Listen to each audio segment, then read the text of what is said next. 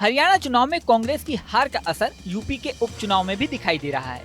कम से कम सीट बंटवारों की स्थिति तो यही कह रही है।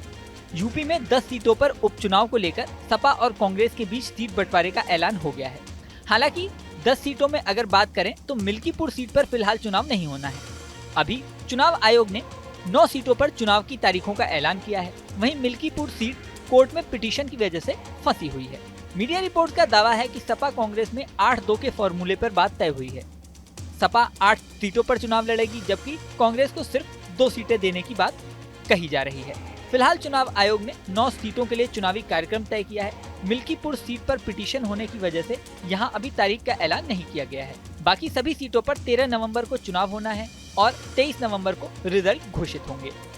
सपा के मुख्य प्रवक्ता राजेंद्र चौधरी ने बताया है कि कांग्रेस को उपचुनाव के लिए गाजियाबाद और खैर की सीट दी गई है। इन 2 सीटों के अलावा बाकी सभी सीटें समाजवादी पार्टी खुद लड़ेगी। सूत्रों का तो यहाँ तक दावा है कि सपा अध्यक्ष अखिलेश यादव और कांग्रेस के प्रमुख नेता राहुल गांधी के बीच इस मुद्दे पर श्रीनगर में बुधवार को ही चर्चा हो गई थी। कांग्रेस पहले से ही ये 2 सीटें मांग रही थी, जो उन्हें दे दी गई हैं। लेकिन 10 में से सिर्फ 2 सीटें मिलना ये साफ दिखा रहा है कि हरियाणा की हार का असर यूपी पर साफ पड़ रहा हुआ है। समाजवादी पार्टी की सीटों की अगर बात की जाए तो मिल्कीपुर के अलावा करहल, सीसामऊ, फूलपुर, कटेहरी, मीरापुर, मझवा इन सीटों पर सपा ने प्रत्याशी घोषित कर दिए हैं। कुंदरकी और मीरापुर से भी जल्द प्रत्याशी घोषित होने की उम्मीद है। गाजियाबाद और खैर सीटों से कांग्रेस प्रत्याशियों का ऐलान करेगी। हालांकि इन सब बातों के बीच एक नया ट्विस्ट भी सामने आया है। सीट बंटवारे के बीच ये दावा सामने आया है कि कांग्रेस ने 2 सीटों के अलावा प्रयागराज की फूलपुर सीट की भी मांग की है। समाजवादी पार्टी ने यूपी के उपचुनाव के लिए कांग्रेस को 2 सीटों का ऑफर दिया है। दावा किया जा रहा है कि कांग्रेस पार्टी प्रयागराज की फूलपुर सीट पर भी दावा ठोक रही है। कांग्रेस के ही एक सांसद ने फूलपुर से टिकट की मांग की है। उन्होंने कहा है कि समाजवादी पार्टी ने हमें जो 2 सीटें दी हैं, दोनों वेस्ट यूपी में हैं। हम चाहते हैं कि पूर्वांचल से भी पार्टी चुनाव लड़े। वहीं कांग्रेस के ही एक और नेता ने कहा है कि इन दोनों सीटों पर कांग्रेस का चुनाव जीतना मुश्किल है, इसलिए हम एक ऐसी सीट चाहते हैं जहां जीतने की संभावना ज्यादा हो।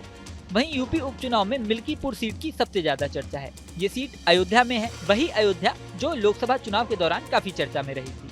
अब यहीं की विधानसभा सीट मिल्कीपुर पर लोगों की निगाहें लगी हुई हैं। बेशक इस सीट पर अभी चुनाव की तारीख का ऐलान नहीं हुआ, लेकिन इस सीट की चर्चा चारों ओर है। बता दें कि 2022 में हुए विधानसभा चुनाव में हारने वाले बीजेपी के नेता बाबा गोरखनाथ ने इस सीट को लेकर याचिका दाखिल कर रखी है। इसी याचिका की वजह से 10 में से सिर्फ 9 सीटों पर ही चुनाव का ऐलान किया गया है।